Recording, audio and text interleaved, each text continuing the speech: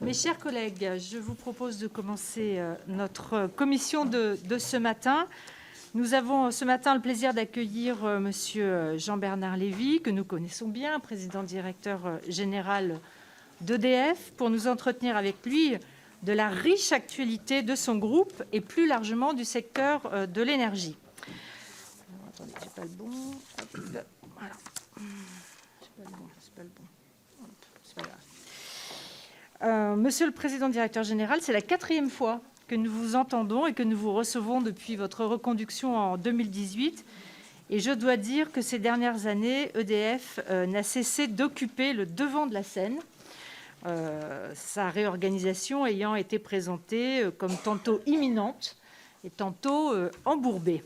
Alors, je voudrais faire quelques propos liminaires plus généraux, peut-être, pour vous dire quel est l'état d'esprit global de notre commission sur le secteur de l'énergie. Depuis juillet dernier, l'annonce de l'échec des négociations européennes, toutes les réformes, et en particulier la vôtre, sont en suspens. Le projet de réorganisation Hercule, devenu Grand EDF, bien sûr, la révision de l'ARENH, le règlement du contentieux sur les concessions hydroélectriques. Depuis lors, le contexte économique s'est encore dégradé, le coût de l'énergie a flambé. Je pense que personne ne peut passer à côté de cette actualité. Le prix de marché de l'électricité a été multiplié par 9 entre le printemps 2020 et l'automne 2021, tandis que les tarifs réglementés de vente de l'électricité doivent augmenter de 4% en février 2022, après des hausses en février et en août dernier. On mesure ici les dégâts à la fois pour les ménages, mais aussi, bien sûr, pour nos industries, et pas que les électro-intensives, mais évidemment, naturellement, beaucoup pour les électro-intensives. Autre évolution, les annonces politiques se sont succédées, encore hier soir. Tout d'abord, RTE a publié son étude Futur énergétique 2050 qui propose 6 scénarios pour atteindre la neutralité carbone à l'horizon 2050.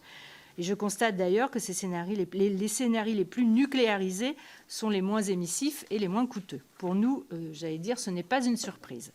Au sein de cette étude, RTE identifie 2 défis, celui de l'électrification des usages, avec une hausse jusqu'à 60% de la consommation d'électricité en cas de réindustrialisation du pays, celui du renouvellement du parc nucléaire de 2e génération, un effet appelé effet falaise, attendu en 2040.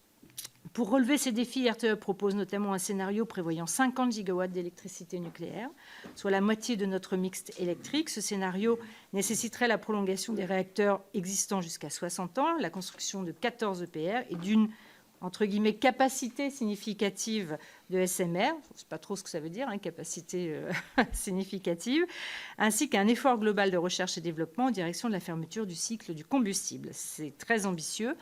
Mais est-ce suffisant? C'est une question que nous nous posons dans cette commission.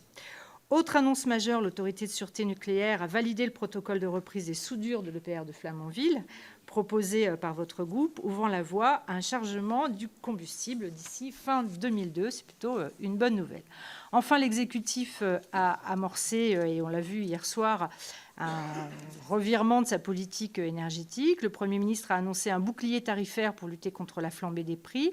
D'autre part, le Président de la République a annoncé la construction de nouveaux réacteurs nucléaires après avoir dévoilé 1 milliard d'euros dans le cadre du plan France 2030 en faveur des SMR et des technologies de gestion des déchets.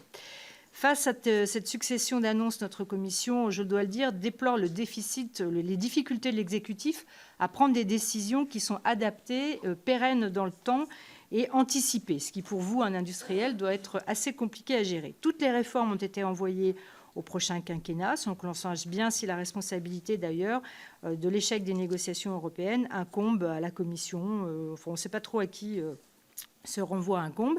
Il aura fallu attendre 6 mois avant l'élection présidentielle pour que l'énergie nucléaire connaisse un retour en grâce, encore à confirmer, mais ça a été confirmé hier soir.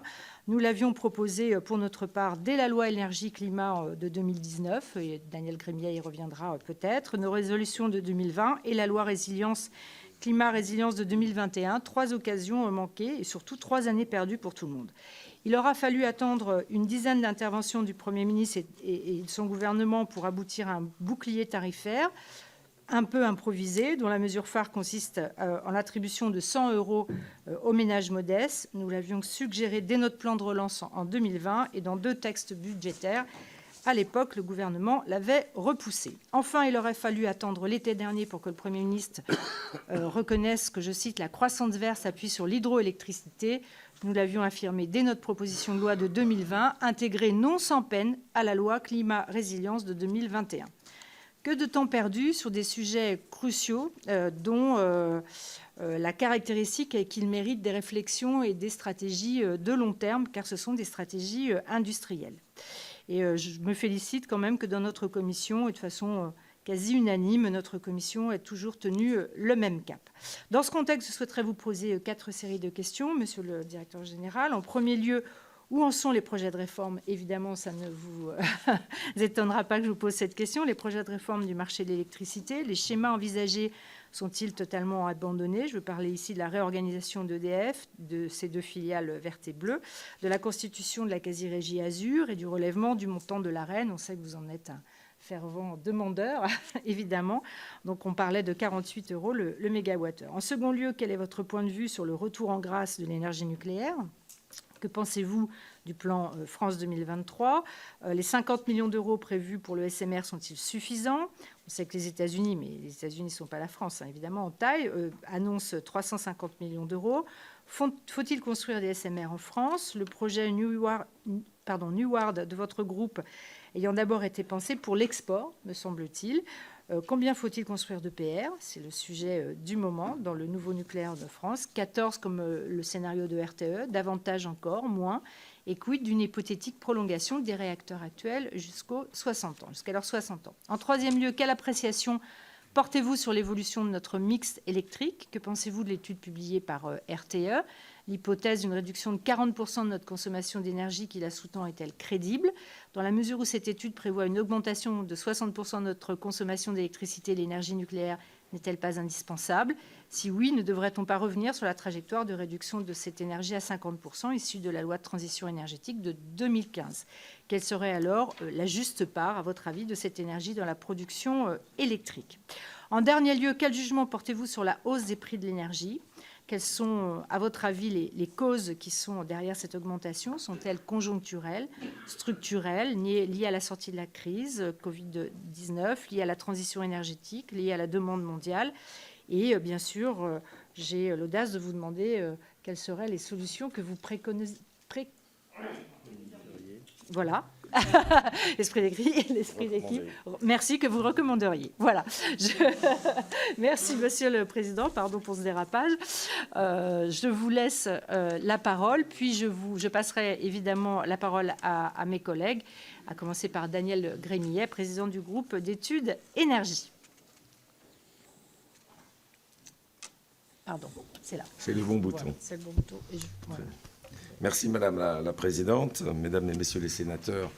Je voudrais d'abord vous dire le plaisir que j'ai de revenir devant vous à un moment où l'actualité sur les sujets énergétiques est particulièrement forte. Je voudrais d'abord vous prier d'excuser ma situation personnelle, au sens où mes cordes vocales font l'objet d'une attaque extrêmement difficile à contrôler, mais je pense que d'ici à 1 heure et demie, elle pourra encore me rendre service. Bernard Bigot, qui était à votre place il y a 15 jours, était dans le même état. Voilà, il m'a semblé que sur mon écran de télévision, à partir de 20 h, hier soir, d'éminents personnages de l'État avaient peut-être aussi rencontré le même sujet. Bon, je crois qu'on va donc pouvoir travailler normalement et je m'en réjouis très sincèrement. Je vais donc parler quelques minutes, revenir sur un certain nombre des sujets que vous avez abordés, peut-être traiter partiellement les 4 familles de questions que vous avez traitées à la fin de votre propos. Et puis, bien sûr, nous aurons ensuite du temps pour échanger sur la base de vos questions. Nous avons beaucoup d'actualités et en prenant un tout petit peu de recul, l'actualité, elle est quand même actuellement vraiment planétaire.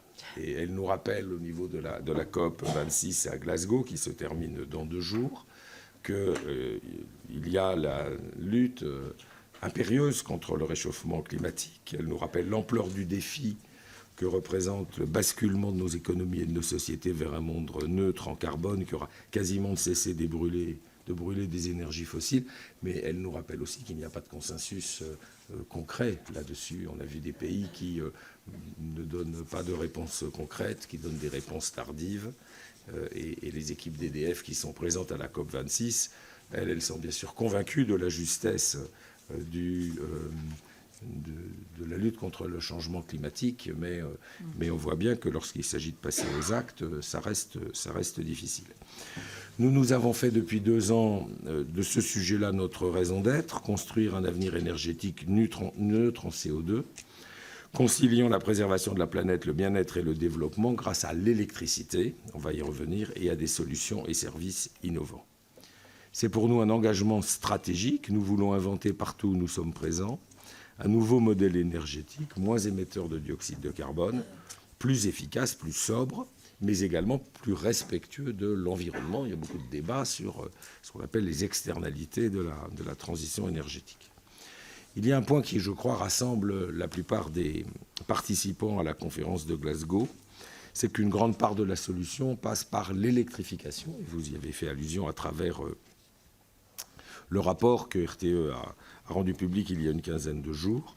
Toutes les études, quels que soient les modèles économiques et énergétiques retenus, montrent que 2 conditions sont indispensables à la réduction rapide des émissions de dioxyde de carbone.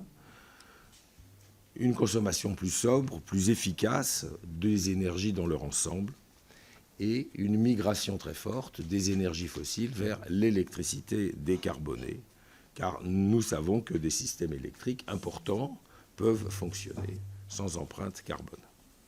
Alors ce passage à l'électrique n'exonère pas les consommateurs ou les entreprises ou les pays d'un effort majeur d'efficacité énergétique sur le chauffage, les moteurs, les ordinateurs, l'éclairage. Mais quoi qu'il arrive, il va y avoir au plan mondial un volume global d'électricité consommée en très nette augmentation. Et partout dans le monde, la demande d'électricité va être en forte croissance. En France, le rapport de RTE que vous avez cité pose un scénario central dans lequel, de fait, la hausse moyenne de la consommation d'électricité sur les 30 ans qui viennent est de 1% par an. Et comme j'ai déjà eu l'occasion de le dire, chez EDF, il nous semble que c'est plutôt une trajectoire à minima, 1% par an sur 30 ans. Et il nous semble plus prudent de prévoir une évolution de la demande d'électricité en France chaque année, ces 30 prochaines années, de 2% par an. C'est ce qui distingue, en arrondissant, le scénario central de RTE et le scénario maximum de RTE. J'ai eu l'occasion de dire que le scénario maximum de RTE, nous pensions, on peut avoir un débat là-dessus, qu'il s'agit plutôt d'un scénario central. Parce que les nouveaux usages de l'électricité demanderont beaucoup d'électricité dans l'industrie, dans les transports, dans le logement, en partie parce qu'il s'agira de produire directement de l'électricité, mais en partie aussi parce que l'économie de l'hydrogène bas carbone va être très gourmand en électricité. Et quand je vois les projets individuels dont les équipes viennent me parler, je suis toujours, depuis quelques mois, surpris que pour un objet industriel qui peut paraître un peu banal, un peu courant, en fait, en face, il y a un besoin en électricité qui est considérable. Et je pense que quand il va y avoir cette migration, notamment pour l'industrie, nous aurons besoin de beaucoup d'hydrogène et de beaucoup d'électricité. Donc ce scénario de réindustrialisation, s'il doit vraiment y avoir une réindustrialisation forte de la France, il va amener à des besoins d'électricité qui seront tout à fait évidents. Par ailleurs, je crois que l'on constate un basculement extrêmement rapide de l'industrie automobile vers le véhicule électrique. Les consommateurs en sont friands. Les constructeurs automobiles ont été incités par des régulations, notamment européennes, extrêmement fortes. Et c'est un autre exemple qui montre que les acteurs économiques de cet immense secteur qu'est le secteur de l'automobile s'approprient sûrement plus vite que prévu le passage à l'électrique, le passage au décarboné. Et puis d'une manière plus générale en Europe, nous avons Fit for 55, les nouveaux objectifs européens, qui vont imposer un rythme d'électrification très dynamique pour remplacer les énergies fossiles. Donc la responsabilité d'EDF dans ce contexte, c'est d'être prêt, c'est d'anticiper avec la disponibilité d'une électricité abondante et bas carbone. Nous disposons bien sûr, par rapport à la plupart des autres pays, d'un parc de production déjà décarboné à 95% grâce au nucléaire, grâce à l'hydraulique, grâce aux autres énergies renouvelables. Le défi pour notre pays, c'est de préparer les décisions qui permettront le net zéro en 2050, alors que la demande en électricité va être en forte augmentation, même si chaque année c'est plus 1 ou plus 2%, à la fin ça fait des volumes importants, et nous devons le faire bien sûr, avec de l'électricité bas carbone, à des coûts qui soient raisonnables pour toutes les catégories de consommateurs, et sans mettre en danger la sécurité d'approvisionnement. Notre vision, c'est évidemment, vous le savez, de nous appuyer sur un développement rapide des énergies nouvelles renouvelables. C'est pour nous une exigence. Dans tous nos scénarios, il va nous falloir beaucoup plus d'énergie renouvelable, l'hydraulique, le photovoltaïque, l'éolien, y compris à terre. Et nous savons que ça ne sera pas facile partout, parce qu'il y a des régions où ça se passe mal, mais il y a aussi des régions où ça va. Et puis l'éolien en mer qui est émergent, et là aussi, il y a des régions où ça se passe pas très bien, mais il y a beaucoup de régions où ça se passe plutôt bien sur l'éolien en mer. Il faut le faire là où ça se passe bien. Voilà. Voilà, il ne faut pas s'acharner si on n'y arrive pas. Et là où ça se passe bien, il faut y aller. Et on voit bien que, notamment l'éolien en mer, sur lequel la France a pris du retard, et on pourrait revenir là-dessus, mais ce n'est pas le point central, l'éolien en mer représente de nouvelles puissances installées très significatives sur chacun des champs. Nous avons bientôt fini la construction du premier champ de Saint-Nazaire, quasiment 500 mégawatts. Nous avons beaucoup avancé dans notre deuxième champ en mer au large de Fécamp, également de l'ordre de 500 mégawatts. Et j'en profite pour souligner que les éoliennes en mer font émerger un nouvel écosystème industriel d'entreprises installées en France qui créent des centaines d'emplois industriels dans la transition énergétique, notamment en Normandie, avec les installations de Cherbourg et du Havre, et dans les Pays de la Loire avec les installations de Montoire de Bretagne et de Saint-Nazaire, et que ceci,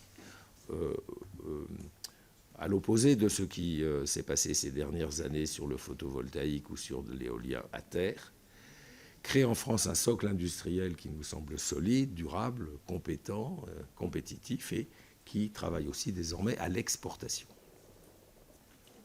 Nous allons donc devoir accélérer significativement les rythmes de développement des énergies renouvelables. Nous savons que cela pose des problèmes d'acceptation, mais cela pose aussi des défis, notamment à l'État, en matière de simplification des procédures, d'accès aux fonciers, de stabilité de la régulation économique vis-à-vis des investisseurs. Et l'État français n'a pas été exemplaire en matière de stabilité de cette régulation économique. Et puis, bien sûr, de partage des investissements avec des acteurs locaux.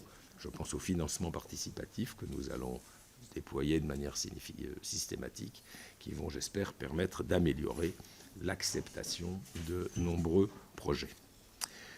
Voilà, ça c'est la première jambe, celle des énergies renouvelables. Nous allons en faire le plus possible. Nous devons en faire en France, mais aussi à l'étranger. La France ne représente qu'environ 1% du flux d'électricité renouvelable qui se construit chaque année dans le monde. Si nous voulons être compétitifs, il nous faut aussi être présents à l'étranger. Et c'est bien ce que fait le groupe EDF. Côté nucléaire, vous le savez, le parc représente près de 70% de la production d'électricité nationale, une production décarbonée et pilotable. Le grand projet nucléaire de ces dernières années chez EDF, c'est le grand carénage, cette opération de maintenance lourde et de renforcement de la sûreté qui permettra au système électrique de bénéficier pendant au moins 10 ans et vraisemblablement 20 ans de plus de cette production décarbonée qui est le cœur de la production électrique française. Parallèlement, la construction de nouvelles centrales nucléaires, nous le savons, est le moyen technique, économique, également en matière de densité d'utilisation des sols, est un moyen très fiable pour atteindre le volume de production électrique suffisant pour faire face à la demande à venir. Et bien sûr, EDF se réjouit très sincèrement de la déclaration du président de la République, M. Macron, hier soir à la télévision sur la relance de nouvelles centrales nucléaires en France. Le ronchonchon de la commission est arrivé.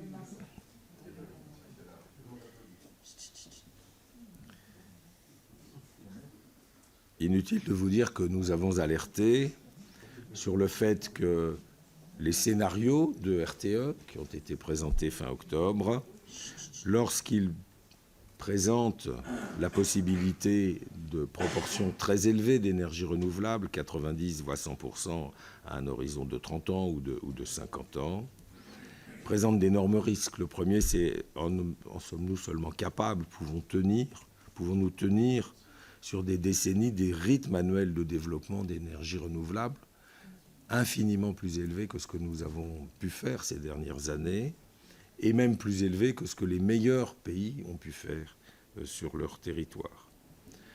Un autre pari, c'est la gestion de la flexibilité du système électrique, compte tenu de l'intermittence, et la possibilité de déployer des moyens considérables pour stocker de l'électricité abondante, par exemple l'été, quand il fait soleil, et la réutiliser avec un vecteur de stockage de l'énergie intermédiaire, par exemple de l'hydrogène ou une batterie, pour la réutiliser à d'autres moments de l'année. Tout cela est incertain et très coûteux. Et puis, le complément qui serait nécessaire en construisant de nouvelles centrales thermiques alimentées par des volumes considérables de gaz est aussi un point d'interrogation. Aurions-nous ce gaz décarboné qui permettrait de gérer cette intermittence? D'où viendrait-il? Sachant que là aussi, comme nous le voyons, le biogaz en France, eh bien, il a bien du mal à émerger. Il ne représente aujourd'hui qu'une toute petite fraction de ce qui est envisagé à l'horizon 2030-2035. La décision d'engager la construction d'un programme de nouveaux réacteurs appartenait au pouvoir politique, et je crois qu'on peut dire depuis hier soir, elle vient d'être prise. Le contexte, c'est que EDF a beaucoup travaillé avec la filière nucléaire pour pouvoir affirmer que nous sommes prêts. Nous sommes prêts. Nous avons remis à l'État, à sa demande, au mois d'avril dernier, un rapport complet sur ce grand programme industriel avec les aspects techniques, économiques, calendaires, économiques et réglementaires. Je voudrais dire que la technologie nucléaire que nous présentons, c'est une technologie qui est approuvée, qui est connue, qui est appréciée de la part d'un grand nombre de nos partenaires étrangers, dans les pays de l'Est, dans des pays plus lointains, et puis tout à fait à proximité avec notre client britannique, pour lequel nous construisons aujourd'hui 2 réacteurs à Hinkley Point, qui sont à peu près à mi-chemin de leur construction. Et la performance d'EDF à Hinkley Point, elle n'est sûrement pas parfaite, mais elle est sûrement suffisamment bonne pour qu'il y a seulement quelques jours, le gouvernement britannique ait décidé d'accélérer la construction de 2 nouvelles centrales dans la même technologie, et que ces 2 nouvelles centrales, le gouvernement britannique, eh bien, il va y mettre son propre argent. Ça veut dire que notre technologie est suffisamment appréciée par ceux qui sont déjà nos clients. D'une certaine manière, ils nous passent de nouvelles commandes, ou ils vont nous passer, nous l'espérons, de nouvelles commandes. En tout cas, la décision politique est prise, affichée, et la loi correspondante est d'ores et déjà devant la Chambre des communes, où elle a été votée à la fois par la majorité du Parti conservateur et par la minorité du Parti travailliste. Il y a simultanément, et il faut être très attentif, des innovations nombreuses dans le domaine du nucléaire, dans le cadre du programme France 2030, programme fondé sur les innovations, il y a maintenant près d'un mois, le président de la République a montré sa volonté de soutenir l'innovation de moyen et de long terme en matière nucléaire, et en particulier en matière de réacteurs nucléaires, à travers l'inscription. D'ailleurs, c'est la première des technologies dont il a parlé dans la liste de 10 du discours du président, en indiquant donc qu'un programme de soutien à l'innovation dans le domaine nucléaire serait lancé dans France 2030 pour un montant d'1 milliard d'euros, et que dans ce programme figure le projet de SMR lancé par EDF qui s'appelle New World. D'autres innovations dans le domaine du nucléaire seront probablement soutenues par France 2030. Voilà peut-être ce que l'on peut dire à ce stade sur ce contexte général. Je voudrais revenir brièvement sur la situation particulière relative au prix de l'énergie. Nous nous serions vus il y a 3 mois, nous n'en aurions pas parlé. C'est vous dire la soudaineté de la hausse des prix de l'énergie, sa brutalité. Et je n'y reviendrai pas, mais vous avez observé qu'à plusieurs reprises, ces dernières semaines, les pouvoirs publics ont mis en œuvre des mesures exceptionnelles d'accompagnement. D'ailleurs, je pense que certaines ont déjà été votées, et d'autres, c'est vous qui allez les voter ou pas, dans le cadre de la loi de finances qui est en cours d'examen. Je voudrais tirer quelques enseignements rapides de cette situation. Je crois que, indiscutablement, le fait générateur de cette situation, ce n'est pas les prix de l'électricité, ce n'est pas une pénurie d'électricité, c'est les prix du gaz. Les molécules de gaz se déplacent très facilement dans les divers endroits de la planète. Et parce qu'il y a eu simultanément une très forte demande en Asie et une relative pénurie, ou en tout cas une incertitude sur les livraisons possibles de gaz en provenance de plusieurs pays au voisinage de l'Europe, la Norvège plutôt pour des raisons techniques, la Russie pour des raisons qui sont peut-être moins techniques. Cette pénurie de gaz, cette pénurie potentielle de gaz a créé une explosion des prix du gaz. Or, la manière dont est construite la fixation des prix du marché de l'électricité sur le marché de gros fait dépendre le prix de l'électricité du prix de la dernière centrale de production qui est appelée, et c'est très souvent une centrale au gaz, et donc cela a eu un effet domino sur le prix de gros de l'électricité, ce qui prouve bien la très forte dépendance du prix de l'électricité sur toute l'Europe de l'Ouest, très forte dépendance au prix du gaz importé, en l'occurrence de Russie, de Norvège, d'Algérie ou d'autres pays. En matière d'électricité, les consommateurs français sont très largement, mais pas totalement, très largement protégés de la hausse par le mécanisme de calcul du tarif bleu, ce qu'on appelle le TRV, le tarif réglementé de vente. Comme vous le savez, le gouvernement a décidé de limiter sur 2021 et 2022 la hausse des tarifs de tous nos concitoyens, et ils sont encore environ 70% d'entre eux qui sont restés avec EDF sur le tarif réglementé de vente. Ils ont eu bien raison.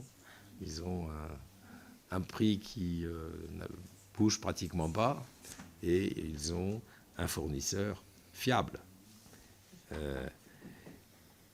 Aujourd'hui, nous avons à traiter, en liaison avec le ministère en charge de l'énergie et avec le régulateur, la CRE, nous avons à traiter en tant que ce que nous sommes devenus par un arrêté ministériel il y a seulement quelques heures, nous sommes devenus fournisseurs de dernier secours. Vous voyez bien ce que ça veut dire, c'est-à-dire que quand ceux qui n'ont pas les épaules assez solides pour continuer à fournir leurs clients, eh bien, vont voir le président du tribunal de commerce qui les déclare dans telle ou telle situation de fin de parcours, on va dire, eh bien, nous sommes le fournisseur de secours, et d'une certaine façon, il faut qu'on se débrouille, parce qu'il n'est pas question de pénaliser les Français qui ne sont pas allés chez EDF. Ils avaient bien le droit de le faire quand même. Et donc il faut qu'on arrive à les reprendre sans les couper et à reprendre leurs contrats tels qu'ils sont, et sans non plus que ça pénalise ceux qui n'avaient pas fait ce pari de quitter le lit chaud et douillet d'EDF pour aller à l'aventure auprès d'un prestataire qui a chaviré à la première vague. On sent une certaine jubilation, Monsieur le Président. C'est une jubilation parce que ça montre que c'est un métier compliqué, et que c'est un métier sur lequel les consommateurs doivent être très vigilants, de ne pas confier leur électricité à des prestataires trop fragiles.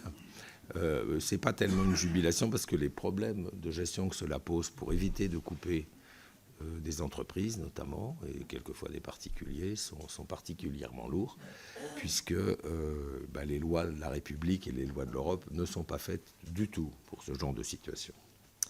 Je suis sûr que des leçons seront tirées de ce qui est en train d'être fait dans la précipitation et avec la volonté d'assurer à chaque instant la poursuite de la fourniture.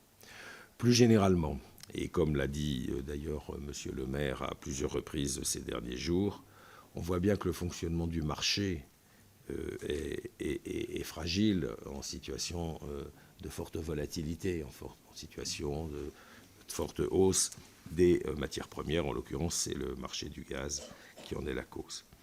Et donc nous travaillons sur des évolutions du concept de fonctionnement du marché, qui est un sujet européen. Le fonctionnement du marché de court terme est utile, permet d'optimiser l'utilisation des moyens de production disponibles. En revanche, il nous semble que, en liaison d'ailleurs aussi avec la régulation de l'AREN, il manque une régulation qui envoie des bons signaux de long terme pour guider des décisions d'investissement. Nous avons aujourd'hui la volonté d'accompagner la transition énergétique avec un concept de transition juste, de transition solidaire. Nous continuons à être porteurs de valeurs de service public dans lesquelles le dialogue avec nos parties prenantes est très important, surtout quand les gens se demandent ce qui va se passer. Par exemple, quand ils lisent dans les journaux que des fournisseurs vont faire faillite. Nous avons accompagné des clients fragiles et nous le faisons avec des dispositifs adaptés. Nous avons à travailler avec des collectivités territoriales dans lesquelles, notamment au plan local, nous devons insérer leur stratégie énergétique dans la politique de développement des économies générales. Et puis nous devons bien sûr travailler de façon juste et solidaire avec nos propres salariés, vis-à-vis desquels nous avons un contrat pour leur proposer des emplois de qualité, et notamment dans le respect des valeurs d'égalité et d'inclusion. Donc je crois qu'il est très important, dans un monde qui est un peu en repère de valeurs, en recherche de repères de valeurs, EDF puisse intégrer dans sa stratégie d'entreprise des valeurs très pérennes et qui vont constater et déployer un certain nombre des caractéristiques que je viens de citer. Et de ce point de vue-là, nous prenons grand soin à être distingués parmi les entreprises qui gèrent au mieux ces différents aspects qu'on appelle souvent extra-financiers. Et je voulais vous signaler que ces derniers jours, nous avons été classés par des instances internationales, premiers parmi 50 énergéticiens sur les critères sociaux et sociétaux, et deuxième sur 50 également en ce qui concerne les critères liés à la transition juste. Je voulais peut-être terminer, et ensuite, avant de répondre à vos questions, pour vous dire l'ampleur de ce qu'il y a devant nous. La stratégie nationale bas carbone, elle va amener la France à consacrer 40 à 50 milliards d'euros supplémentaires dans son secteur énergétique au sens large. Cela inclut bien sûr la migration sur les véhicules thermiques, la migration sur le logement, sur l'industrie, sur l'agriculture, c'est-à-dire 2 à 3% du PIB à des investissements dans le secteur énergétique. Et nous investissons déjà plus de 10 milliards par an pour EDF. Nous ne sommes évidemment pas les seuls investisseurs, nous sommes le premier investisseur dans le système énergétique et électrique français. Et comme vous l'avez dit, nous n'avons pas pu, dans les discussions très intenses qui ont eu lieu en 2020 et en 2021, nous n'avons pas pu faire aboutir un projet que le gouvernement avait demandé dès la fin 2018 qu'il soit engagé, un projet qui nous permettrait de disposer d'un cadre propice à des décisions d'investissement de long terme qui vont être d'une ampleur rare, qui seront probablement comparables uniquement aux très grands programmes d'investissement que notre pays avait lancés, ce qu'on appelle les 30 glorieuses, on va dire, dans les années 60 et 70. Et nous aurons à lancer ces programmes en veillant évidemment à ce qu'ils soient conformes à l'intérêt général, à ce qu'ils puissent protéger les producteurs, parmi lesquels évidemment EDF, et aussi les consommateurs qui sont nos clients et qui voient dans la transition énergétique pour l'instant beaucoup de préoccupations liées à leur pouvoir d'achat. Donc il faut que ce que nous fassions soit soutenable économiquement. C'est pour ça que la nécessité d'une grande réforme du cadre de travail et du cadre de fonctionnement d'EDF reste pleine et entière. Le temps a passé, les échéances électorales amènent, vu d'EDF, ce serait au gouvernement d'en parler plus savamment, mais amènent apparemment à un ralentissement des contacts avec les autorités communautaires sur la préparation de ce qui est pour nous indispensable, un avenir qui va être très riche en programmes d'investissement, mais qui ne peut se dérouler que dans un nouveau cadre de fonctionnement. Mais il est clair, et ceci est renforcé par l'annonce de la construction de nouveaux réacteurs nucléaires qui a été énoncée hier soir, cela ne pourra pas se faire si nous n'avons pas le cadre de travail, le cadre de régulation, de financement qui nous permettra de le faire. Voilà, donc le dossier, de ce point de vue-là, aura nécessairement, peut-être dans les 12 mois qui viennent, une période de redémarrage actif. Voilà ce que je voulais dire. J'ai peut-être été un peu long, Madame la Présidente, mais les sujets sont nombreux voilà, et tous. Et on va maintenant passer aux questions. Alors, j'ai de très, très nombreuses questions. Donc, je vais donner la parole à Daniel Grémillet, qui est le président du groupe d'études énergie.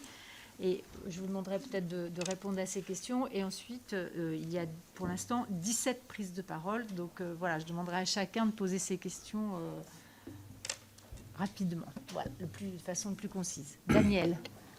Oui, merci Madame la Présidente. Monsieur le Président Directeur Général, mes chers collègues, je souhaiterais compléter sur 3 points les questions posées par notre Présidente. Ma première série de questions concerne le retour en grâce envisagé de l'énergie nucléaire. Tout d'abord, on attend véritablement les moyens techniques et humains. Dans son étude récente, RTE a indiqué, je cite, « La France n'est pas en capacité à la date actuelle de construire des réacteurs nucléaires au même rythme que dans les années 80 ». On se souvient aussi de la déclaration de Jean-Marie Folz qui avait imputé les difficultés rencontrées sur le chantier EPR de Flamanville à, je cite, « une perte de compétences généralisée ». Faut-il lancer une grande mobilisation de la filière française du nucléaire et où en est le projet Excel porté par votre groupe? Quels seraient les coûts et les calendriers des nouveaux EPR si votre groupe obtenait leur construction? En somme, EDF est-elle prête pour le défi du nouveau nucléaire? Par ailleurs, les difficultés liées au chantier des EPR sont-elles derrière nous? La décision de la SN, et vous l'avez rappelé sur l'EPR de Flamanville, notre présidente l'a aussi évoqué, semble permettre à votre groupe de tenir le calendrier prévu. vous y êtes d'ailleurs engagé. À l'inverse, le gouvernement britannique paraît remettre en cause la participation de la Chine au consortium portant l'EPR d'Hinkley Point. Vous y préparez-vous? Dernier point, le gouvernement britannique remet aussi en cause un financement de l'EPR de Siemens à base d'actifs régulés. En quoi cela consiste-t-il? Est-ce une piste de financement applicable en France? Enfin, que pensez-vous des négociations en cours sur la taxonomie verte européenne? Il serait inadmissible que l'Allemagne obtienne l'intégration à cette taxonomie de gaz naturel, largement fossile, sans que la France n'obtienne celle de l'énergie nucléaire largement décarbonée. Nous avons, Monsieur le Président directeur général, notre présidente, avec le président de la Commission des affaires européennes, nous avons auditionné Thierry Breton et nous, hier, dans le cadre de la Commission des affaires européennes, j'ai aussi auditionné la commissaire.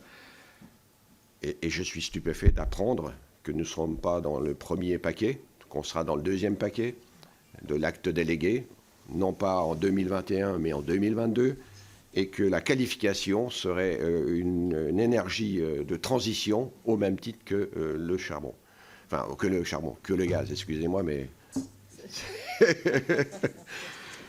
Ma deuxième série de questions a trait à la situation du groupe EDF.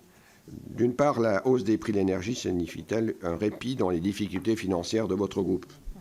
Quels sont les gains réalisés par EDF? Compense-t-il les pertes essuyées lors de la crise de la Covid-19? La dette de 42 milliards d'euros est-elle toujours une entrave à la reine? Et la reine un poison, comme vous l'avez vous-même indiqué lors de votre dernière audition? D'autre part, l'échec des négociations européennes revient-elle à repartir d'une page blanche une fois la période électorale achevée? Si oui, quel serait le nouveau calendrier de réforme de votre groupe? La secrétaire d'État Bérangère Abba a déclaré et a évoqué devant le Sénat le 14 octobre dernier la possibilité d'une renégociation d'EDF dans le cadre de la loi quinquennale sur l'énergie prévue en 2023. Ne faudrait-il pas un véhicule plus spécifique? Ne faudrait-il pas un calendrier plus proche? Alors, est-ce qu'on pouvait espérer, mais vous y avez un peu répondu à ma question, j'avais espéré que la présidence française puisse effectivement accélérer les choses, mais vous venez de nous annoncer qu'il y avait un ralentissement des discussions. Ma dernière série de questions concerne les activités du groupe EDF liées à la transition énergétique. Tout d'abord, pouvez-vous nous rappeler l'implication de votre groupe dans le développement de l'hydrogène? Ce vecteur ne constitue-t-il pas un excellent débouché pour l'énergie nucléaire? Si oui, quels sont les usages, les projets et les perspectives de l'hydrogène bas carbone? Plus encore, pouvez-vous présenter les activités de votre groupe dans le domaine des énergies renouvelables? L'hydroélectricité, pour laquelle nous avons beaucoup plaidé, ne pourrait-elle pas être davantage valorisée? À l'inverse, comment peut-on surmonter les difficultés d'acceptation posées sur les projets éoliens en mer ou en terrestre? Vous l'avez un peu évoqué. Et comment peut-on surmonter la révision des contrats d'achat et relocaliser les chaînes de valeur pour ce qui est du photovoltaïque? Et une petite question aussi, où en êtes-vous dans le rachat du fabricant de turbines Arabelle de General Electric par EDF? Enfin, pouvez-vous préciser comment votre groupe fait face à la fermeture des 4 centrales à charbon d'ici 2022 et des 14 réacteurs nucléaires d'ici 2035? S'agissant de la centrale à charbon de Cordonay, quel sera son avenir, puisque le projet Ecocombust semble être un peu caduque? L'installation d'un SMR sur ce site, comme l'a demandé la présidente du Conseil régional, est-elle possible? Concernant les arrêts des réacteurs nucléaires, que pensez-vous de l'article 86 de la loi énergie-climat de 2021, adopté à l'initiative de notre commission, qui conditionne toute fermeture à une étude d'impact sur les émissions à gaz à effet de serre, la sécurité d'approvisionnement et la sécurité nucléaire? Le gouvernement a-t-il pris votre attache pour prévoir son application réglementaire? Enfin, quid de l'arrêt des 2 réacteurs de la centrale de Fessenheim en mars et juin 2020? Où en sont les opérations de pré-démantèlement et quel est l'impact de cet arrêt sur les salariés et les territoires? Je vous remercie. Voilà. Monsieur le Président. Merci au sénateur Grémillet pour ce panorama très complet qui va du général au particulier, mais qui revient aussi au général et qui, j'espère, va me permettre de répondre à la plupart de vos questions. Vous avez commencé à juste titre par le degré de préparation sur la construction de nouveaux réacteurs nucléaires. C'est évidemment pour moi un souci majeur, parce qu'il s'agit de changer de dimension, de changer de braquet. Nous avons des équipes qui ont beaucoup appris sur les réacteurs de Taishan, les réacteurs de Flamanville, les réacteurs d'Hinkley Point. Mais nous avons aujourd'hui devant nous un programme de réacteurs en France. Nous avons proposé qu'une première étape soit de construire 6 réacteurs sur 3 sites, donc 3 paires de réacteurs sur 3 sites, et nous avons communiqué les sites que nous proposons au gouvernement. Les moyens, les compétences, la productivité des équipes sont évidemment quelque chose qui me préoccupe beaucoup. Alors nous avons anticipé la décision annoncée hier soir en lançant il y a 2 ans un programme qui s'appelle Excel. Il se trouve que nous avons promis chaque année de faire le point publiquement sur où en est Excel, et donc le directeur du programme Excel s'est exprimé lundi matin. C'est une coïncidence par rapport aux annonces qui ont été faites depuis. Non, je vous assure, c'était une coïncidence. Pour faire le point devant la presse sur le programme Excel. Donc je vais vous renvoyer à ce qui a été fait. C'est un programme avec 25 engagements et un suivi très précis sur les 25 engagements qui portent sur des moyens industriels, des compétences et qui, j'espère, c'est bien l'objectif, inspire confiance quant au fait que nous allons savoir engager, et il faudrait le faire le plus vite possible, les réacteurs à construire en utilisant au mieux l'expérience que nous avons acquise sur les chantiers actuels, mais dont une grande partie se termine. Le chantier de Flamanville 3, il est presque terminé. Les principales soudures défaillantes ont été toutes réparées. Il y en a d'autres qui doivent être refaites. Mais nous sommes aujourd'hui déterminés à tenir la fin 2022. C'est un objectif qui est sans marge, la fin 2022, pour être prêt à charger le combustible nucléaire dans le réacteur de Flamanville 3. Le calendrier de la construction de nouveaux réacteurs EPR en France au-delà de Flamanville 3 va dépendre d'un certain nombre de facteurs dans des domaines bien différents. Le sujet qui est le plus urgent pour nous, c'est de lancer la phase qui va conduire à ce que nous ayons toutes les autorisations pour commencer à construire.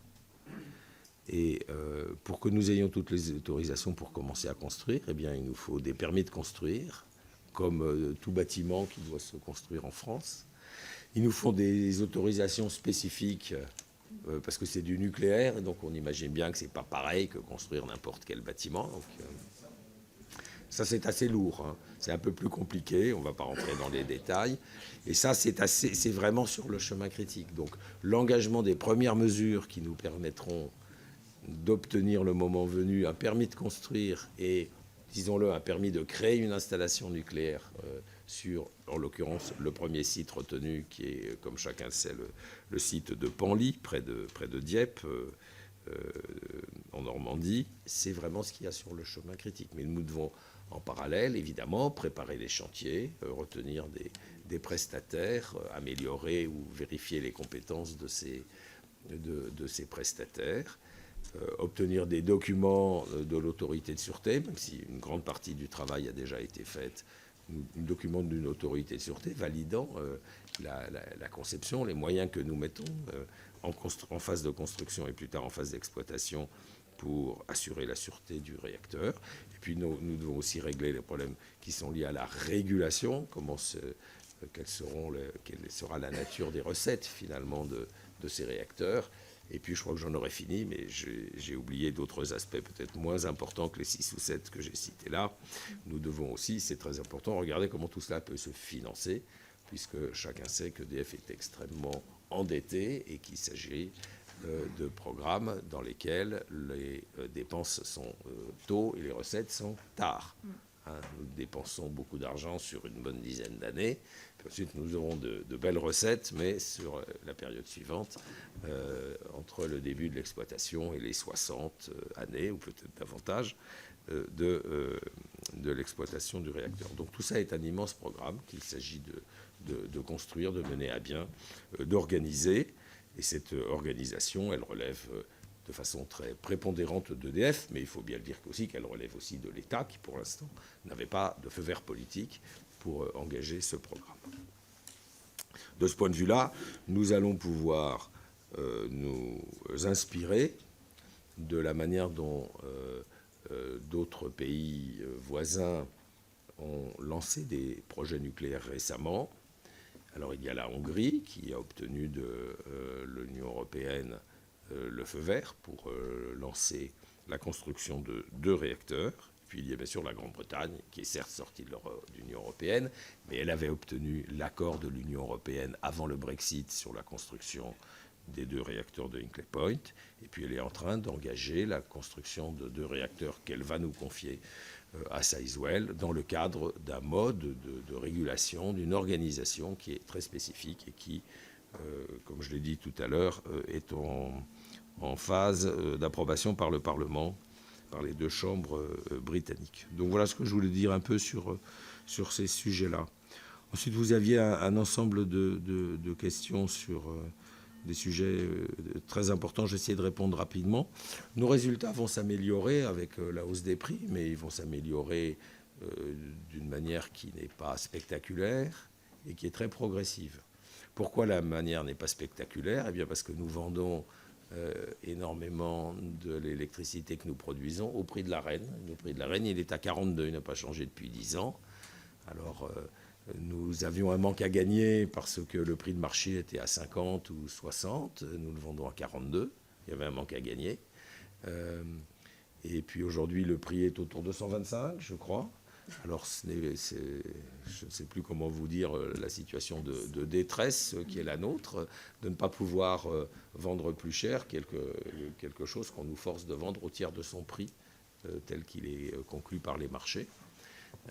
Et donc, ça veut dire que les bénéfices pour EDF de la situation actuelle seront réels, mais ils seront relativement modestes.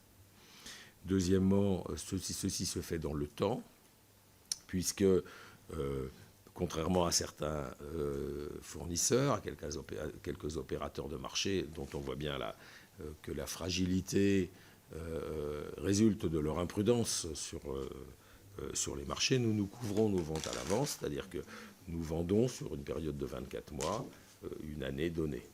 Et donc la hausse des prix, nous en bénéficions au titre du courant que nous allons produire en 2022, mais pour une partie très modeste, puisque l'essentiel du courant que nous allons produire en 2022, nous l'aurons prévendu sur 2020, où les prix étaient bas, et sur 2021, où les prix n'ont monté que sur le dernier quadrimestre, pour simplifier. Et puis, les bénéfices devraient être un peu supérieurs en 2023.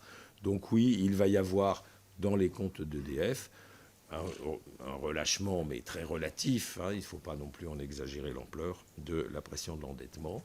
Donc la possibilité peut-être pour EDF de dégager un peu plus de moyens pour les nouveaux programmes nucléaires, mais aussi d'éventuels nouveaux programmes hydrauliques que nous souhaitons. Et j'ai noté votre attachement, bien partagé, monsieur le sénateur Grémillet, à ce que la France n'arrête pas d'améliorer l'exploitation de son potentiel hydraulique, et nous partageons cela.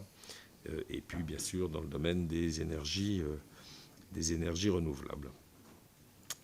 Vous m'avez un peu interrogé justement sur l'hydrogène. Donc, EDF a, comme d'autres acteurs dans le monde de l'hydrogène, met beaucoup d'espoir dans ce qui est une technologie qui peut rendre beaucoup de services, qui est la technologie par laquelle, grâce à de l'électricité, on casse de la molécule d'eau. Si cette électricité est décarbonée, l'hydrogène et l'oxygène. L'oxygène a beaucoup moins de valeur, mais l'hydrogène, donc, résultant de cette hydrolyse faite avec de l'électricité bas carbone, peut être utilisé dans des processus industriels ou bien comme un vecteur de mobilité, notamment dans des véhicules lourds, comme des bus, des camions, des bateaux et peut-être un jour des avions.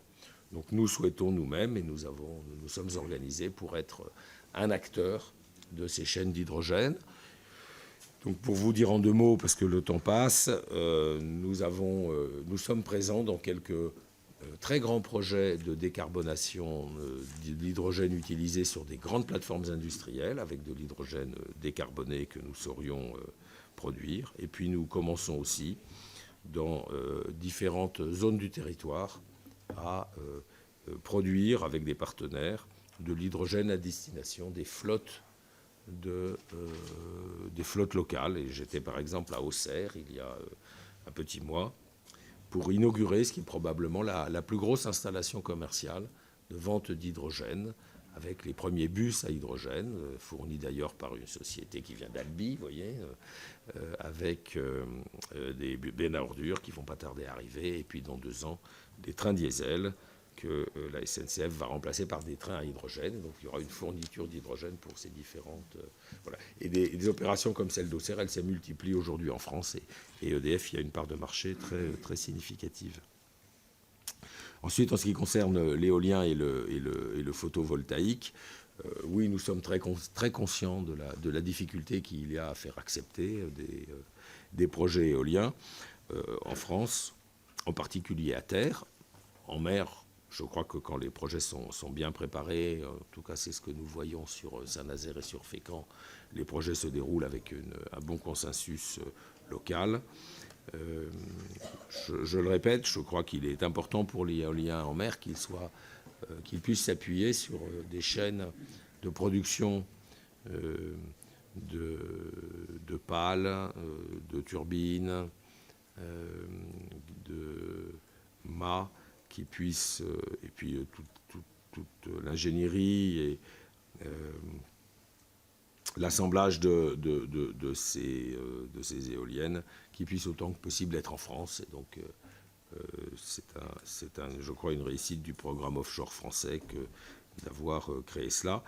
À l'inverse, en ce qui concerne le photovoltaïque, eh bien, malheureusement, à quelques rares exceptions près, toutes les chaînes de production sont en Asie, ce qui d'ailleurs peut poser des problèmes d'approvisionnement dans les mois qui viennent.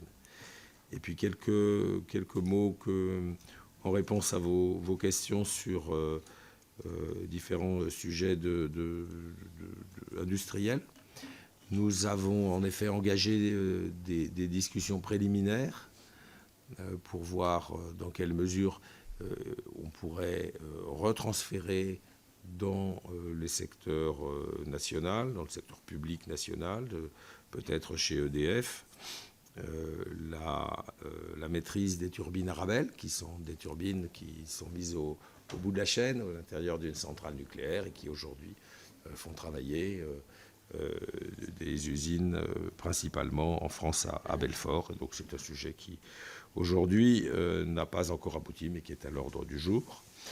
Nous nous préoccupons de l'avenir du site de Cordemais. Donc le site de Cordemais, sur lequel nous produisons peut-être même aujourd'hui de l'électricité à partir de charbon, ne pourra plus dans les 4 ans qui viennent que produire très modestement à partir de charbon, avec un nombre d'heures limité. Et il faut lui trouver à l'horizon de 2026 une vocation industrielle. Donc nous sommes très attachés à la vocation industrielle.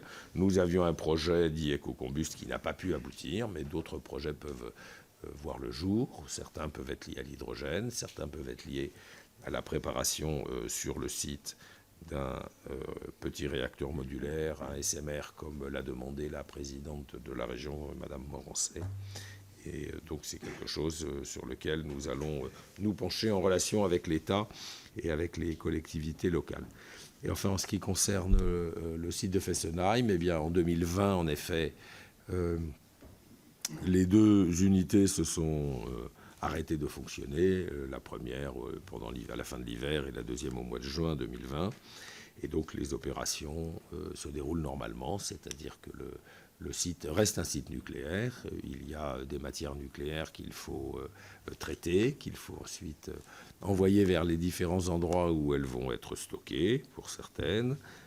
et réutilisé pour d'autres dans des processus industriels divers et variés. Tout ceci se déroule selon un calendrier qui est long, dans lequel les véritables démarrages du démantèlement se fait 5 ans après l'arrêt de la production nucléaire. Voilà, j'ai essayé de couvrir, monsieur le sénateur, l'essentiel des questions que vous m'aviez posées. Merci, Monsieur le Président. Alors, nous avons très nombreux, ça s'est amplifié depuis mon intervention de tout à l'heure. Donc, je vous demande vraiment d'être concis dans vos questions. On va les prendre toutes. Voilà, c'est un exercice un peu compliqué également pour vous. Patrick Chauvet, ensuite Jean-Pierre Moga.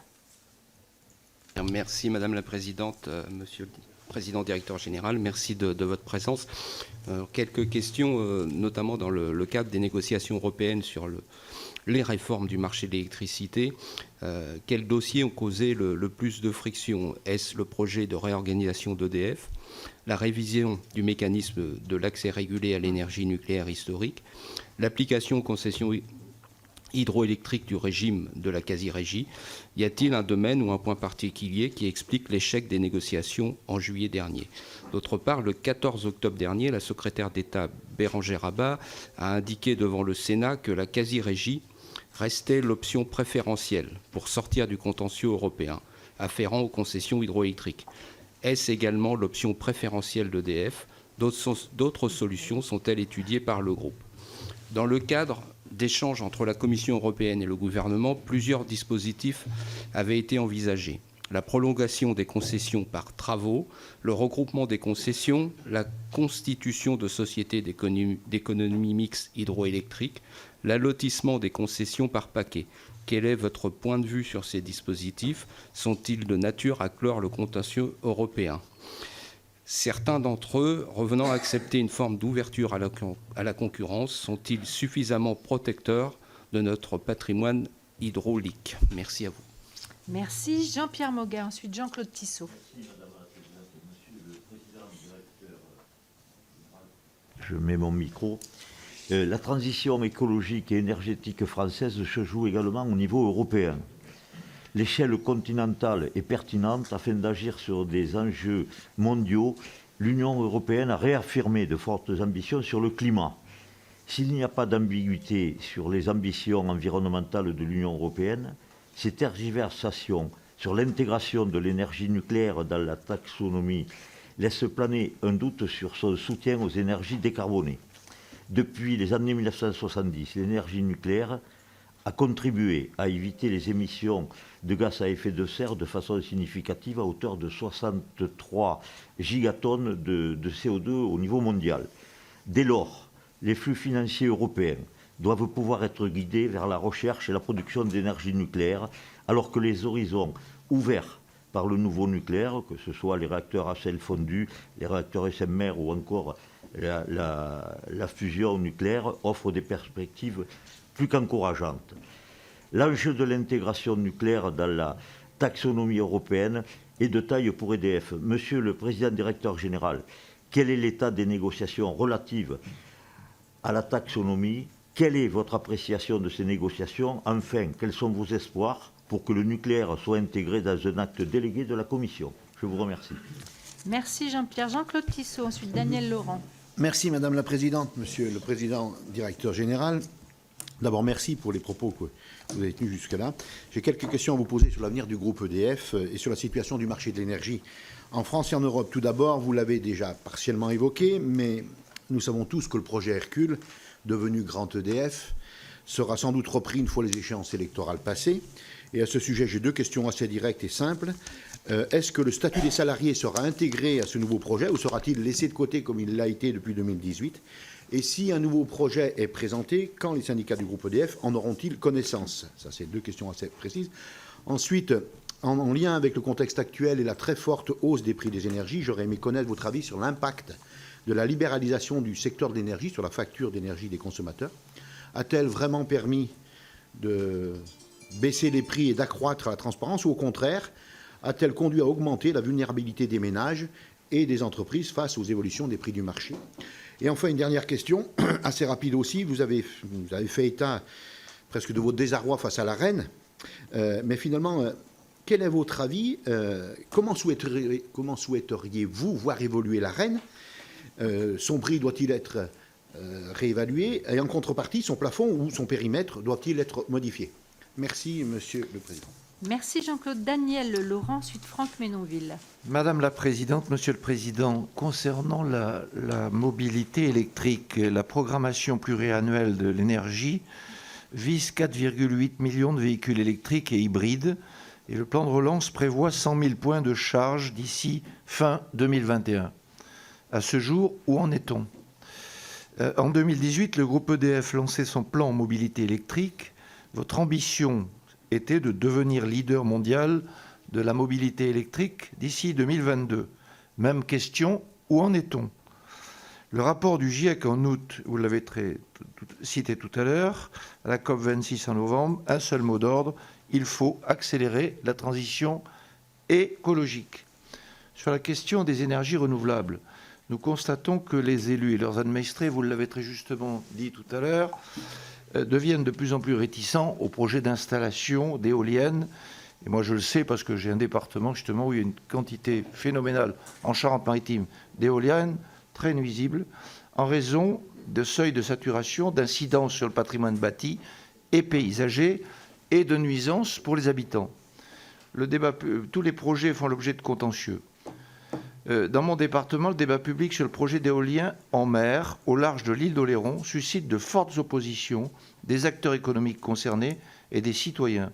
Les élus qui étaient au départ favorables s'interrogent. Pourquoi?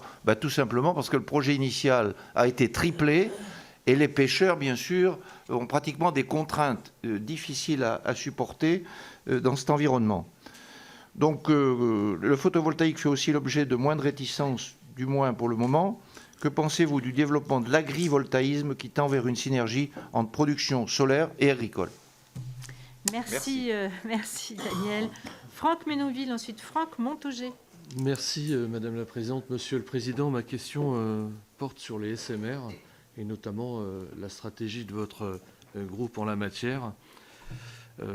Jusqu'aux déclarations finalement du Président de la République dans le cadre de France 2030, on imaginait plutôt les SMR qui sont des petites centrales et surtout qui ont la capacité à être, j'allais dire, industrialisées, plutôt vouées à l'exportation. Aujourd'hui, elle semble être davantage intégrée à la fois à l'exportation mais aussi sur une implantation nationale. Donc, quel mix, on va dire, entre les SMR et les EPR et le parc actuel? Quelle complémentarité aussi territoriale? Comment vous voyez effectivement plutôt la stratégie de leur déploiement sur notre territoire? Zone dense, zone... et puis, voilà, oui, et donc, voilà la complémentarité EPR, nouvelle centrale, parc actuel et SMR sur le territoire. Merci beaucoup. Merci Franck. Franck Montaugé, ensuite Bernard Buis. Merci Madame la Présidente, merci Monsieur le Président. Le ministre de l'économie, Bruno Le Maire, a qualifié le marché européen de l'énergie, je cite ces mots, d'aberrant et d'obsolète, au regard du fait que c'est le coût marginal de la dernière unité de production, le gaz en l'occurrence, à base de gaz, qui fixe le prix du marché. L'impact sur le consommateur et sur les entreprises est considérable et affecte notre compétitivité. Quelle est la position d'EDF là-dessus? Quels principes souhaiteriez-vous être pris en compte dans le cadre d'une réforme du marché de l'électricité? Êtes-vous favorable à des contrats long terme? Est-ce qu'on peut s'en tenir aux tarifs de revente que par ailleurs la Commission, il y a quelque temps encore, voulait complètement supprimer? Ça, c'est ma première question. Seconde question concernant le financement des investissements que vous avez rappelés, qui sont considérables. Est-ce que dans le projet Grand EDF, il y a toujours le dessein d'ouvrir le capital d'Enedis? Enedis que l'on considère, nous, en tout cas dans mon groupe, comme vraiment la pépite du groupe, et ça sera de plus en plus vrai dans l'avenir, notamment par rapport aux énergies renouvelables. J'avais compris que cette volonté d'ouvrir le capital était liée à l'accès aux marchés financiers. Et rien ne prouve aujourd'hui que les marchés financiers, que l'État qui irait chercher pour recapitaliser des moyens sur les marchés financiers, que ça lui coûterait plus cher que de faire appel au privé pour cela. Donc quelle est, dans Grand EDF, la stratégie de financement des investissements considérables auxquels vous allez devoir faire face pour la distribution, le transport et la production? Merci. Merci Franck. Bernard Buis, ensuite Laurent Duplomb. Merci Présidente, merci Monsieur le Président, Directeur Général, pour vos propos toujours clairs et précis. J'ai eu le plaisir de vous accompagner et d'échanger lors de notre récente visite à Marcoule et à Pierre-Latte avec vos collègues de la filière du nucléaire. Au vu des importants travaux de sécurisation engagés sur le site du Tricastin, alors que le lancement d'un nouveau programme nucléaire constituerait pour la France une première depuis des décennies, alors que notre parc est vieillissant et date de plus de 40 voire 50 ans pour certains réacteurs, pourrions-nous envisager une modernisation et une sécurisation renforcée des réacteurs actuels en complément ou en attente des nouvelles mises en service? Merci Bernard. Laurent Duplomb, ensuite Christian Redon-Sarrazy. Merci Madame la Présidente, Monsieur le Président Directeur Général. J'aurais pu vous faire une partie sur les 27 minutes de en même temps que nous avons entendu hier, qui correspondait à la réforme des retraites qui finalement ne se ferait pas, qui correspondait aussi à la fermeture de Fessenheim, mais en même temps à la possibilité de nous annoncer de nouveaux plans sur le nucléaire. Mais je voudrais lier ma question à ce que vous avez dit sur les énergies renouvelables, sur 2 points. Le premier concernant les nouveaux contrats qui ont été ouverts de 500 kg et plus sur le photovoltaïque à 9,8 centimes par kilowatt et qui aujourd'hui ne bénéficient pas pour les contrats de plus de 250 kg de la même subvention de raccordement. Si on veut pousser le photovoltaïque et en particulier, comme l'a dit Daniel Laurent, l'agri-photovoltaïque, il faudra peut-être se poser la question d'étendre l'aide au raccordement qui avait été fait sur les contrats de moins de 250 kg au plus de 250 kg. Parce qu'à 9,8 centimes, même si le prix semble plutôt correct, la limite des 1100 heures qui sont payées à 9,8 fait que les business plans, quand on est sur des coûts de raccordement importants, deviennent de plus en plus difficiles. Et puis juste, je voudrais profiter, je vous avais interpellé la dernière fois sur la problématique de la facturation concernant la méthanisation. Vous m'aviez dit que je serais contacté, je ne l'ai pas été, donc j'espérais pouvoir arriver à trouver enfin une solution là-dessus. Merci Laurent. Christian Redon-Sarrazy, ensuite Patrick Chaise. Oui, merci Madame la Présidente, Monsieur le Président Directeur Général. Je voulais évoquer avec vous la tarification dynamique. Aujourd'hui, les choix en matière de mix électrique divergent de plus en plus en Europe, puisqu'on va du nucléaire français à l'éolien danois en passant par le charbon polonais dans ce mix. Ne serait-il pas plus logique de considérer que le consommateur doit aujourd'hui payer un prix qui reflète les coûts de son mix électrique national et non celui du mix électrique de pays limitrophes qui n'ont pas forcément fait les mêmes choix, notamment en matière de décarbonation. C'est ce que demandent la France et l'Espagne, mais cela paraît difficilement compatible avec les impératifs de l'ouverture à la concurrence et l'interconnexion croissante des réseaux électriques qui favorisent les solidarités entre pays européens. Et cette question a d'autant plus d'acuité si vous voulez que les énergies fossiles, aujourd'hui, leur sortie se traduira inévitablement par des augmentations de prix. Donc, Très bien, merci beaucoup Christian. Patrick Chaise, ensuite Dominique Estrosi-Sassone. Madame la Présidente, Monsieur le Président, beaucoup de choses ont déjà été dites, donc je vais être effectivement très rapide. Un point sur les EPR, puisque vous l'avez dit, ces constructions sont des constructions à temps long, ce qui veut dire qu'il y a toute une phase de préparation, notamment une phase de choix de site. Donc on nous annonçait pour 2022 une liste. Aujourd'hui, où en est-on sur cette liste ? Deuxième sujet, c'est concerne la reprise des clients qui aujourd'hui n'ont plus de fournisseurs. Est-ce que vous pouvez nous expliquer le mécanisme de reprise et notamment les conséquences financières ? Merci Patrick, je vois la réponse rapide de Monsieur le Président. Dominique Estrosi-Sassonne, ensuite Martine Berthet. Merci Madame la Présidente. Monsieur le Président Directeur Général, alors également beaucoup de questions ont été posées. Je voudrais revenir sur la question du marché européen. La France a bâti une politique industrielle de l'énergie à travers le nucléaire pour se retrouver aujourd'hui finalement piégée par la hausse des coûts. Comment expliquer que la France, qui tire 70% de son électricité à travers son parc nucléaire, offre des prix nationaux stables et bas, mais que ce sont finalement les 6% de la consommation de gaz et essentiellement importé pour produire de l'électricité qui détermine le tarif et qui affole de fait le marché européen. Dans ce contexte, le marché européen de l'électricité n'est-il pas obsolète et ne faut-il pas tout revoir ? Et puis, sur le contexte de crise économique que nous subissons dans notre pays aujourd'hui, dès le mois d'avril, vous aviez alerté et dit qu'il y avait une hausse des impayés qui était signalée par EDF. Je voudrais simplement savoir si, effectivement, quel est le montant et la réalité des impayés d'EDF. Merci. Merci Dominique. Martine Berthet, ensuite Evelyne Renaud-Garabédian. Oui, merci Madame la Présidente. Monsieur le Président Directeur Général, les industriels électro- et hyper-électro-intensifs demandent et ont besoin du retour des contrats long terme afin d'avoir de la visibilité quant à leurs investissements pour des productions décarbonées, mais dans un premier temps, tout simplement pour rester compétitifs vis-à-vis des acteurs internationaux. Quel est votre regard sur le retour de ces contrats long terme ? Est-il possible à présent que EDF apparaît un peu moins comme un fournisseur dominant avec l'ouverture des marchés ?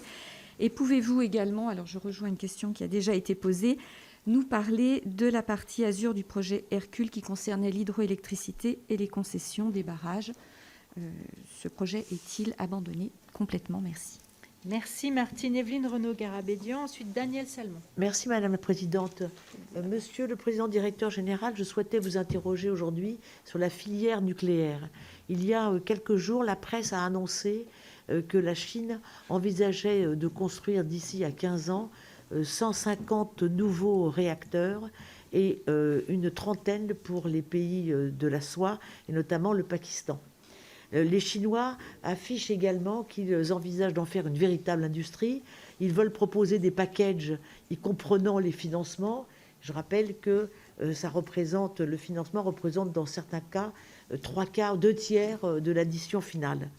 Les Français et les Américains, eux, de leur côté, espèrent exporter leurs réacteurs de 3e génération.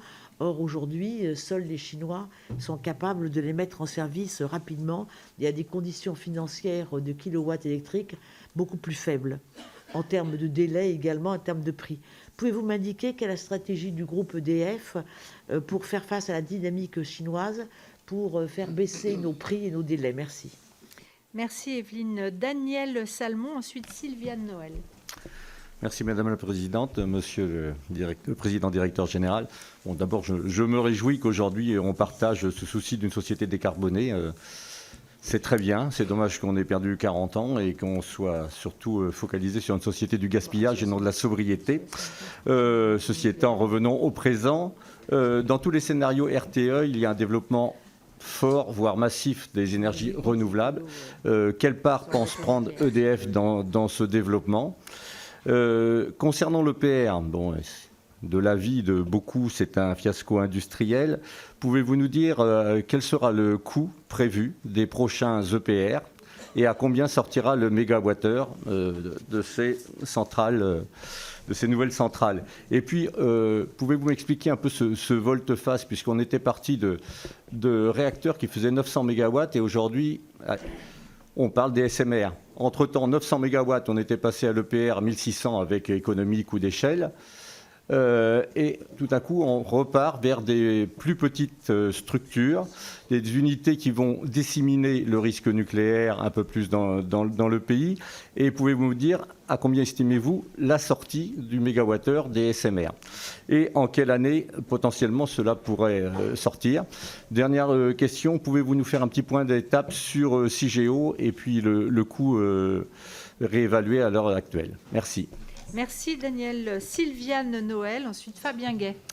Merci Madame la Présidente. Monsieur le Président, Directeur Général, bon nombre d'industries s'inquiètent à juste titre des hausses des coûts de l'électricité qui pourraient se traduire par une charge de l'ordre de 4 à 500 000 euros supplémentaires par an, alors même que ces entreprises sont déjà très fragilisées par d'autres facteurs. Je pense notamment aux industries sous-traitantes de l'automobile qui subissent actuellement des hausses et des pénuries de matières très fortes. Pour ces industries, la solution serait d'augmenter le volume d'électricité de l'ARENH pour 2022 pour permettre d'amortir ce choc.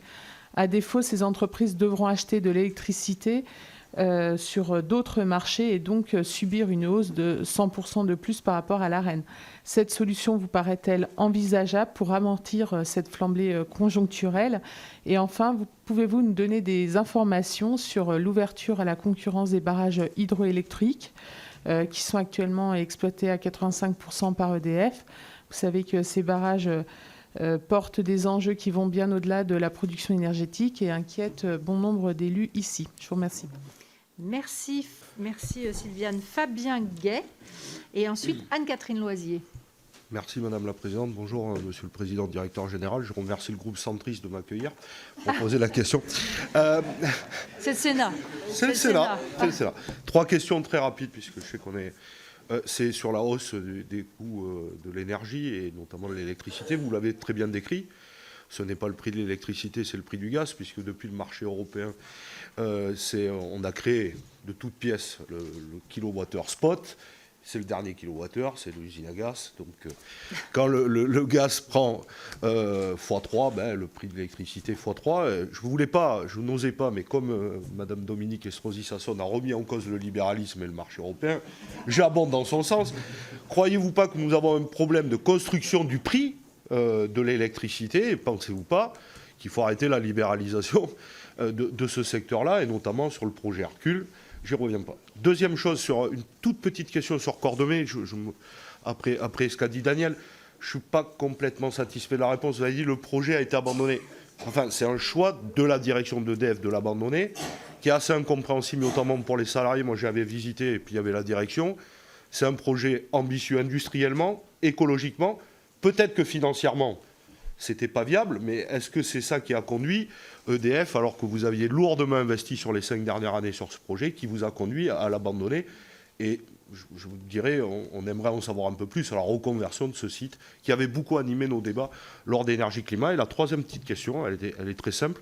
Vous ne l'avez pas évoquée, mais je le comprends. Vous n'êtes pas non plus dit dans la presse ce que vous en pensiez. Moi, j'ai découvert que EDF avait une filiale trading, que nous avions donc perdu 400 millions d'euros. Je sais, on va me dire que c'est un homme seul, mais c'est un système, puisqu'on joue sur les marchés financiers. Au moment où ça montait, on a parié sur la baisse. 400 millions d'euros, c'est quand même le coût des œuvres sociales d'EDF pour une année. C'est quand même le projet du plan Mimosa, qui est un plan sur 5 ans de réduction drastique des effectifs. Quand même 400 millions d'euros au moment où les Français sont en train de payer une note très chère. Je pense que quand même, ça demande au minimum une explication, Monsieur le Président, Directeur Général. Je vous remercie. Merci Fabien. Anne-Catherine Loisier. Nous terminerons par Marie-Noëlle Lindemann. Merci Madame la Présidente, Monsieur le Directeur Général. Moi, je voudrais d'abord juste revenir sur le débat sur les énergies, le déploiement des énergies électriques et l'acceptabilité des territoires, en insistant quand même sur le facteur coût pour les Français, puisque le rapport RTE, qui a chiffré le coût complet de chaque scénario, fait tout de même apparaître un différentiel de l'ordre de 10 milliards par an en faveur des scénarios les plus nucléaires, qui donc, nous le savons, vous l'avez rappelé, sont les moins émetteurs de gaz à effet de serre et donc les plus à même d'atteindre la stratégie nationale bas carbone. Donc, comment justifiez-vous ces choix d'un point de vue économique? Donc nous savons maintenant qu'il y a un feu vert politique à la construction de nouveaux réacteurs. On s'en réjouit, comme d'ailleurs vous l'avez souligné, des nouvelles commandes des Britanniques, à un moment tout de même où nos relations diplomatiques ne sont pas au beau fixe. Et je pense que cela témoigne de la confiance, ou en tout cas de la crédibilité de l'entreprise auprès des Britanniques. Donc EDF est-elle aujourd'hui en capacité de relever ces défis? C'est la question, mais surtout de les relever seule. Vous avez à un moment fait référence effectivement au grand plan d'investissement des années 70, au plan Mesmer. Donc faut-il une mobilisation renouvelée? Et surtout, quel type de partenariat faut-il développés sont-ils opportuns? Avec quel pays? Et enfin, une petite question subsidiaire. Avez-vous des éléments sur l'estimation en fait, de l'impact en termes d'emploi de ces nouvelles perspectives de construction? Merci. Merci Anne-Catherine. Nous terminons avec Marie-Noëlle Lienemann. Questions ont été posées. Un petit commentaire. Toutes les crises que nous connaissons aujourd'hui étaient prévisibles au moment du vote de la dérégulation de l'énergie. J'étais au Parlement européen, toute une série des critiques que nous faisions à l'époque se confirment aujourd'hui. Il est important de regarder à long terme. Par nature, le marché ne peut mettre l'énergie qu'à la hausse, pas à la baisse et au maintien. Mais on en rediscutera autrement. Première question complémentaire sur Hercule. J'ai cru comprendre dans votre intervention que vous estimiez qu'un grand EDF était nécessaire pour vous doter des capitaux utiles pour investir. Je ne vois pas pourquoi ce ne serait pas la puissance publique capable de mobiliser de façon sur un programme spécifique, sachant que c'est de l'investissement qui rapporte plutôt que d'ouvrir au privé. D'autant plus que ma question est de savoir si l'État vous a demandé des dividendes cette année, en 2020 et 2021, à quelle hauteur ne serait-il pas judicieux d'inscrire dans nos lois que les dividendes d'EDF sont remis, enfin de l'État à EDF, sont remis à EDF, parce que ça paraît indispensable. Très, très rapide, que fait EDF pour l'innovation dans le secteur des ENR? Est-ce que vous travaillez sur les projets d'hydrolienne maritime, quoi? Flottant peut-être, c'est ça? Non, c'est à l'intérieur de la mer, des turbines en sous-sol. Il y a eu des expérimentations. Est-ce que c'est une voie dans laquelle vous travaillez? Merci Marie-Noëlle. Nous avons un petit bonus qui n'est pas Michel, Henri Cabanel. Oui, merci Madame la Présidente, merci Monsieur le Président. Juste une petite question par rapport donc à ce que vous avez évoqué dans l'acceptabilité des projets, que ce soit donc au niveau des énergies renouvelables, et vous avez parlé donc des éoliennes qui posent quand même quelques problèmes, que ce soit au niveau terrestre ou au niveau offshore. Dans la programmation que le président de la République a déclarée hier sur la future construction donc de nouveaux EPR sur les territoires, comment allez-vous, là aussi, arriver à trouver des solutions d'acceptabilité, d'implantation donc de ces nouveaux EPR? Voilà l'ensemble des questions auxquelles je rajouterai une personnelle. Nous avons reçu il y a 15 jours environ Bernard Bigot, qui est le directeur général du programme ITER. Moi, je voudrais avoir votre vision, Monsieur le Président, sur ce programme ITER, programme international, mais qui, s'il aboutissait dans 30 ans, aurait évidemment des conséquences sur l'activité d'EDF. Voilà, Monsieur le Président.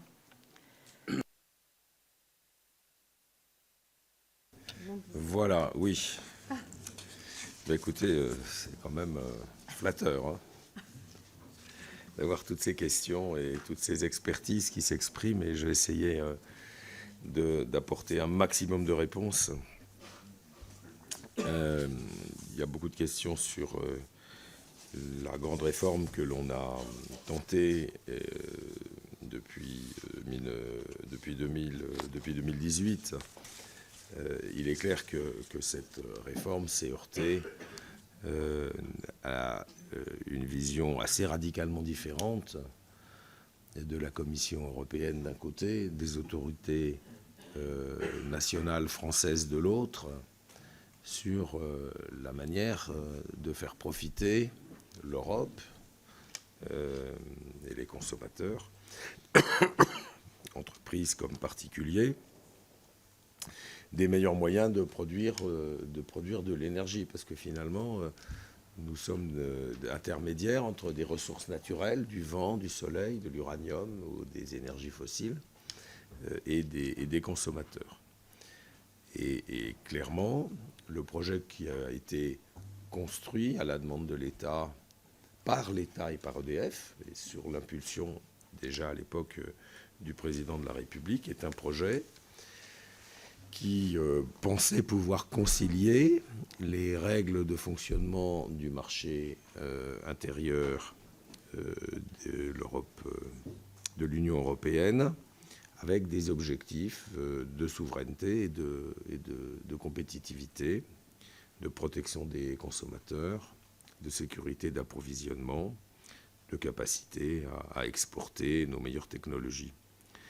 Et le projet, à mes yeux, n'a pas vu le jour, parce que la philosophie n'est pas la même entre la Commission, qui s'est exprimée sur les propositions successives qui ont été présentées par les autorités françaises, et puis les autorités françaises et EDF dans l'accompagnement des autorités. La priorité claire qui a été répondue par la Commission européenne sur ce dossier, c'est une priorité au fonctionnement du marché. Et les éléments qui ont été produits par la France pour accompagner un marché qu'il ne s'agissait pas de nier, mais pour en modérer les effets, prendre en compte des éléments fort importants en matière de souveraineté technologique, de préservation du patrimoine, notamment hydroélectrique, de préparation de l'avenir. Ces objectifs ne sont pas partagés par la Commission, ou s'ils sont partagés dans des conversations de salon, lorsqu'il s'agit de décider, ils passent au deuxième ou au troisième plan. Et donc voilà ce qui s'est passé et qui explique qu'aujourd'hui, eh bien, nous sommes dans la situation où nous allons devoir, nous, quand je dis nous, notre pays va devoir réexaminer le dialogue qu'il doit avoir avec la Commission sur la hiérarchie des priorités au sein de l'Europe, parce que c'est bien de cela dont il s'agit. Et la crise sanitaire le montre. La crise des prix de l'énergie le montre. Nous sommes dans des états de dépendance où le fonctionnement du marché intérieur peut sembler, sur le papier, très satisfaisant en période de temps calme, et puis dès qu'il y a un problème, on s'aperçoit que ça ne marche plus. Et donc, à mes yeux, il va falloir traiter ce sujet de fond, de savoir si le fonctionnement du marché l'intérieur est l'alpha et l'oméga de l'union des 27 pays, ou bien s'il peut y avoir d'autres considérations qui sont prises en compte, par exemple la sécurité d'approvisionnement, la protection des consommateurs en toutes circonstances. Et j'espère qu'une vision équilibrée sera trouvée. Elle doit être trouvée en ce qui concerne le prix de l'Arenh. Ça fait 10 ans que nous vendons sous son prix de revient et sans même qu'il n'y ait pas eu beaucoup d'inflation, il y en a un tout petit peu maintenant, sans même qu'il y ait la moindre révision de ce prix, nous vendons ça au profit de concurrents dont on voit la fragilité, puisque dès que ça se passe mal, ils reviennent vers nous. Alors, qu'est-ce que c'est que cette asymétrie ? Quand ça va bien, c'est pas pour nous, mais quand ça va mal, c'est pour nous. C'est un peu bizarre. Et je n'ai cessé d'alerter là-dessus. Il faudra bien qu'on s'en préoccupe. Nous voyons bien le problème qui est posé sur l'hydroélectricité. Parce que, et peut-être c'était une erreur à l'époque, l'hydroélectricité, le secteur hydroélectrique a été inclus dans la directive concession.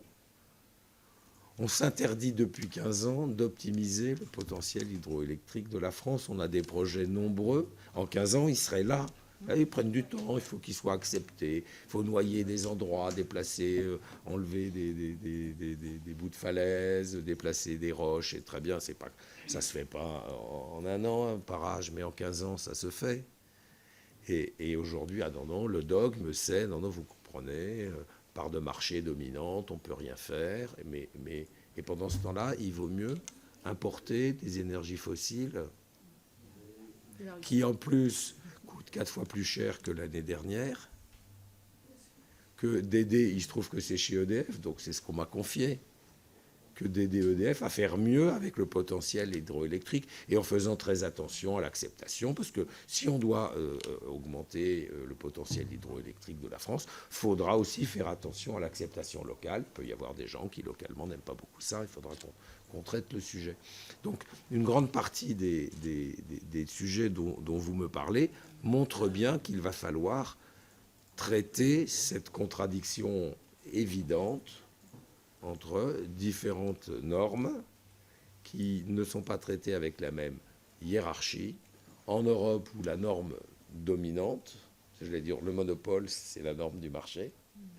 Et en France, où nous disons, ben oui, le marché, c'est très important et ça fonctionne bien. Monsieur le maire le dit encore régulièrement, sur certains plans, le marché, ça fonctionne bien. Mais il y a des choses plus importantes que le marché en matière énergétique.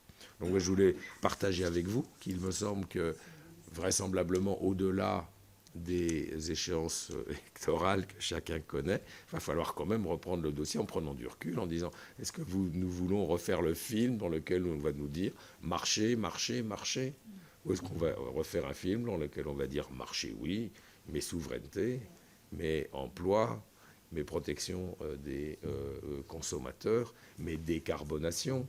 Le marché aujourd'hui, il a commencé parce que les prix du carbone ont un peu monté, ils sont à 60 € pour la tonne de carbone émise. Il a commencé à prendre Fit for 55. On n'y est pas tout à fait, on sait qu'il faudra aller plus loin. Donc voilà ce que je voulais dire, peut-être sur les questions générales en ce qui concerne l'évolution des choses. Et sur l'hydroélectricité, inutile de vous dire que nous défendons notre patrimoine. Nous ne voyons pas en quoi le fait de le faire exploiter par d'autres en améliorerait les résultats. C'est même plutôt l'inverse, puisque nous avons des gens parfaitement rodés à ouvrir un barrage, à en fermer un autre, à faire dépendre ça du fonctionnement de la centrale nucléaire qui n'est pas loin. Ça fait 30 ans que c'est rodé comme ça, et si on commence à éparpiller les responsabilités, il va y avoir évidemment une perte de valeur, une perte d'efficacité là-dessus. Voilà, j'avais des questions qui au-delà de ces aspects plus généraux, je vais essayer de répondre à la plupart d'entre eux. Nous travaillons sur différentes options de réacteurs nucléaires. Le petit réacteur nucléaire peut avoir des avantages. Il a aussi l'inconvénient qu'il n'est petit. Et que donc c'est un objet industriel qu'il faut démultiplier pour produire la même chose qu'un grand. Le SMR que nous préparons, il produira 1/10 à peu près de l'EPR, et puis il n'est pas prêt. Et puis partout dans le monde, les SMR ne sont pas prêts. Il y a un projet américain qui pourrait être construit, mais sauf qu'il ne trouve pas aujourd'hui de gens pour le construire. Et pour le reste, d'autres pays comme nous allons tester la capacité des SMR à donner des réponses qui soient économiquement valables. Et nous pensons que nous allons y arriver, parce qu'on a de très bons ingénieurs qui ont déjà réfléchi depuis 3-4 ans à ce sujet-là. Et nous aurons vraisemblablement besoin, avant d'exporter le SMR, parce que le SMR c'est un marché d'exportation, en France nous aurons besoin de grandes unités sur le petit nombre de sites que nous avons. Nous n'avons pas vraiment l'intention d'aller un peu partout en France tester l'acceptabilité d'une installation nucléaire là où il n'y en a pas. On va plutôt utiliser là où il y a des installations nucléaires. Il peut y avoir, je ne sais pas, on verra ce que ça donne à Cordemais, il peut y avoir quelques exceptions. Mais nous ne pensons pas qu'une bonne façon de gérer le parc nucléaire français à l'avenir, et dans la continuation des annonces faites par M. Macron hier soir, nous ne pensons pas que ça soit d'aller démultiplier les sites nucléaires en France. Nous travaillons donc sur le SMR avec la volonté d'en construire. Nous demanderons dans le cadre de la prochaine PPE, qui d'ailleurs passera au Parlement, puisque c'est une des innovations de la prochaine période, c'est que la prochaine PPE sera votée par le Parlement. Nous demanderons qu'il soit inscrit la construction, on va dire, d'un prototype SMR en France pour pouvoir derrière l'exporter. Et puis nous travaillons aussi en laboratoire, en liaison surtout avec le CEA sur les technologies dites de neutrons rapides ou de 4e génération, sur lesquelles il y a eu dans le passé des objets industriels complets, Phénix et Super Phénix, mais aujourd'hui nous estimons que c'est plutôt un travail de laboratoire qui est en cours. Et puis nous suivons de loin ITER, qui peut-être à la fin du siècle sera passé de la phase de la démonstration au tableau noir à la démonstration sur un prototype pendant l'espace d'un instant, comme M. Bigot vous l'a expliqué. Donc pour l'instant, ça marche sur le tableau noir. Demain, ça marchera l'espace d'un instant. Voilà, je ne sais plus. 4 ou 12 Oui, enfin, très brièvement. Et puis peut-être dans 2 ou 3 générations, on pourra en faire un objet industriel, auquel cas le monde de l'énergie en sera révolutionné. Mais on n'en est donc pas tout à fait là. Vous m'avez parlé de mobilité électrique.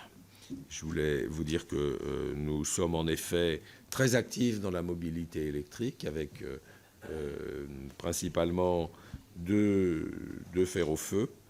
Premièrement, et je vais commencer par là parce que ça va de soi, évidemment, notre filiale Enedis, qui a pour mission de raccorder toutes les demandes qui lui sont formulées. Notre filiale Enedis raccorde les bornes de recharge de véhicules électriques selon la demande qui lui est faite par les différents promoteurs de ces bornes de recharge. Mais je voulais le dire parce que ce sont des investissements importants et que Enedis a pour mission de les raccorder dans des délais raisonnables une fois que la demande a été formulée. Et puis par ailleurs, EDF, dans une activité commerciale et concurrentielle, et sous la marque Easivia, nous produisons des stations de charge à la demande d'un certain nombre de nos clients, des clients particuliers et puis bien sûr des collectivités territoriales. Voilà, nous pensons que Easivia est le leader du marché français avec les différentes commandes que nous ont passées nos clients. Donc nous avons sur la mobilité électrique une activité industrielle au-delà du travail d'Enedis de raccordement. Vous avez parlé de contentieux au titre d'éolien, Monsieur Laurent, et d'agrivoltaïsme. Oui, des contentieux sur l'éolien. Il n'y a pas un projet aujourd'hui en France qui ne fasse pas l'objet d'un contentieux, ce qui, évidemment, pose des problèmes sur la manière dont notre démocratie gère ses infrastructures. Parce que, aujourd'hui, par rapport à ce que plus anciens, comme moi, ont connu, les délais sont multipliés par 3. Les recours sont évidemment, dans notre démocratie participative, sont tous écoutés, font tous l'objet de décisions des tribunaux et vont souvent en appel. Et donc ceci veut dire qu'il n'y a pas de projet qui ne se fasse pas dans la difficulté et dans des délais très forts. Mais c'est vrai aussi dans beaucoup d'autres pays. Et je pense qu'il ne faut pas dire que la France, c'est pire qu'ailleurs. Je ne suis pas sûr que ça soit pire qu'ailleurs. Voilà. Très bien. Il y a des gens qui pensent que c'est... Voilà, on peut avoir une diversité d'opinions. L'agrivoltaïsme, nous y croyons beaucoup. Nous y travaillons en matière de recherche et développement. Nous avons signé une convention avec la FNSEA pour faire des tests, pour voir dans quelle mesure on peut continuer à cultiver des sols au-dessus desquels figureraient des panneaux solaires. Donc il se peut que ça risque, puisque c'est assez intéressant, assez prometteur. Et donc on travaille là-dessus. La complémentarité SMR-EPR, je pense y avoir à peu près répondu pour l'instant. Le SMR est un objet en cours de développement et partout dans le monde. La France n'est pas particulièrement en avance, mais elle n'est pas non plus particulièrement en retard.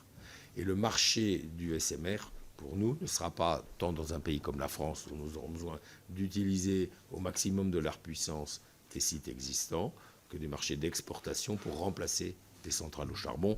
Mais nous n'exporterons pas si nous n'avons pas déjà construit un prototype en France. En tout cas, c'est ce que nous proposons au gouvernement.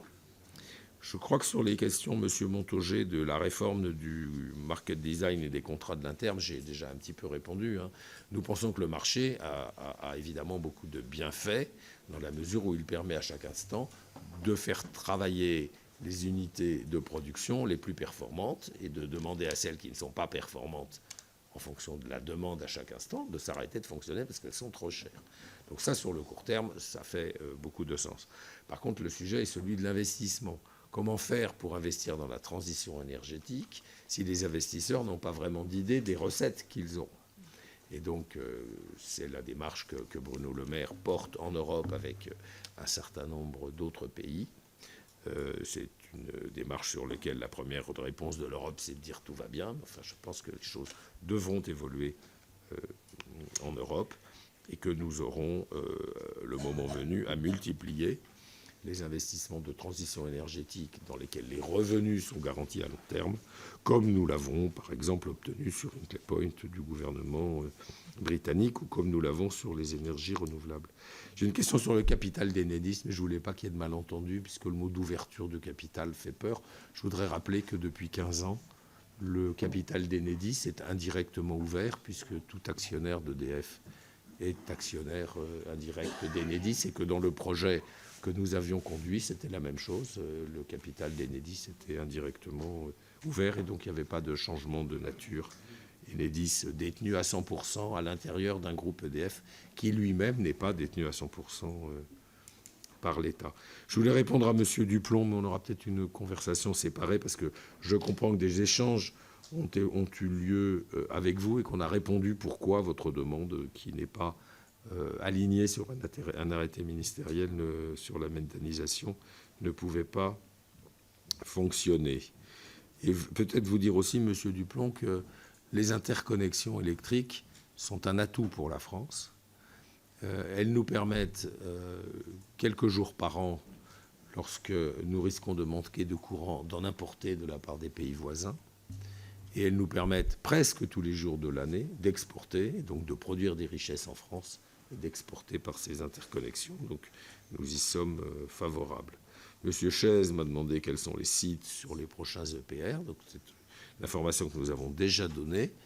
Nous allons demander, à la suite des déclarations du président de la République hier, nous allons demander que le premier site soit sans surprise le site de Penly, sur lequel il avait déjà été question d'engager la construction de 2 réacteurs additionnels à la fin des années 2000, vers 2009-2010.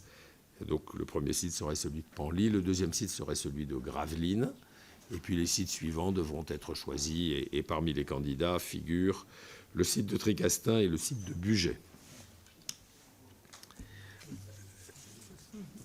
Mais ce sont des informations que j'ai déjà données.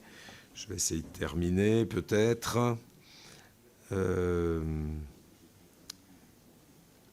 La hausse des impayés. Nous avons observé une petite hausse des impayés au moment du confinement et du redémarrage. Mais aujourd'hui, le niveau des impayés, que je ne peux pas partager avec vous puisque nous sommes en concurrence, est revenu à un niveau normal.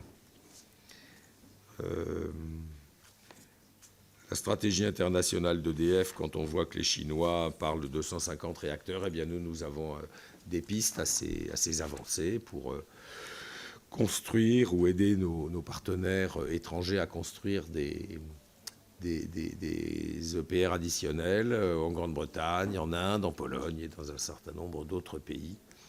Ce sont souvent des contrats qui ont à la fois une dimension économique et une dimension politique, bien sûr. Sur les ENR, je vais peut-être dire à monsieur Salmon que nous avons une part de marché qui est évidemment très prépondérante dans l'hydraulique, et une part de marché qui est en assez forte croissance sur l'hydraulique et sur le solaire en France, et qu'aujourd'hui le coût des prochains EPR, eh bien, nous allons justement le travailler avec l'État, puisque nous avons un coût de construction, si vous voulez, ce que nous dépensons chaque année pour le construire. Et ensuite, le prix de revient de l'EPR dépendra très largement du mode de financement du projet, et que donc différents modes de financement du projet sont à l'étude avec l'État. Et c'est la même chose en ce qui concerne les SMR. Le projet CIGEO suit son cours normalement, et dans le cadre des lois qui ont présidé à la création de ce programme, et que nous attendons une déclaration d'utilité publique prochainement. Je vais répondre à M. Guerre. En ce qui concerne Cordemais, j'en ai déjà dit un petit mot. En ce qui concerne nos activités de trading, en effet, la presse s'est fait l'état de pertes sur l'une de nos opérations, on appelle ça un desk, certains des produits, et nous ne commentons pas nos activités de trading. Nous faisons tous les 6 mois, nous communiquons publiquement le résultat économique de nos activités de trading. Je rappelle qu'elles sont tout à fait indispensables. Nous sommes un gros opérateur de marché, nous avons besoin de trading pour assurer la fluidité. Les questions de liquidité en ce qui concerne la vente et l'achat d'actifs financiers, en l'occurrence d'actifs financiers basés sur l'énergie, est un sujet absolument majeur. Et donc il n'y a pas d'opérateur électrique qui n'ait pas d'activité de trading. Les nôtres sont très rentables, comme le montrent les résultats que nous produisons semestre après semestre, et nous produirons les résultats de l'activité de trading du 2e semestre en février avec nos autres résultats. Et je crois que la presse se fait l'état de temps en temps comme ça de choses qu'il vaut mieux ne pas commenter, ne serait-ce que pour rester en bon terme avec la presse. Voilà. Une information aussi pour Madame Lienemann, une information très récente. Les dividendes au titre de l'exercice 2020 et au titre du premier semestre 2021, enfin l'acompte sur des dividendes, ont été versés pour la part qui lui revient en titre. Donc le cash correspondant. Voilà, c'est la prolongation de ce qui avait été fait dans les années précédentes. Je voudrais peut-être vous attrister en vous disant qu'après des années et des années d'études, nous avons mis fin aux travaux que nous avions lancés s'agissant des hydroliennes qui posaient à la fois des problèmes économiques et des problèmes de fiabilité. Et donc nous n'allons pas malheureusement poursuivre ce qui était un espoir il y a une dizaine d'années et qui finalement s'avère et une technologie peu prometteuse. Voilà, donc autant utiliser nos sous là où on pense que ça va marcher. Voilà ce que je voulais dire. J'espère avoir répondu à la quasi-totalité des intervenants. Je pense bien. Monsieur le Président Directeur Général, merci beaucoup d'avoir répondu à l'ensemble de notre question. Peut-être que certains d'entre nous auraient voulu rentrer plus dans le détail, mais voilà, je sais la difficulté de la situation. Donc merci infiniment de cette audition à laquelle vous avez bien voulu vous exposer. Et je vous dis à très bientôt, parce qu'on a des rendez-vous réguliers. Régulièrement. Merci Voilà. Madame la Présidente. Merci beaucoup. Merci À Mesdames bientôt. et Messieurs les sénateurs. Merci.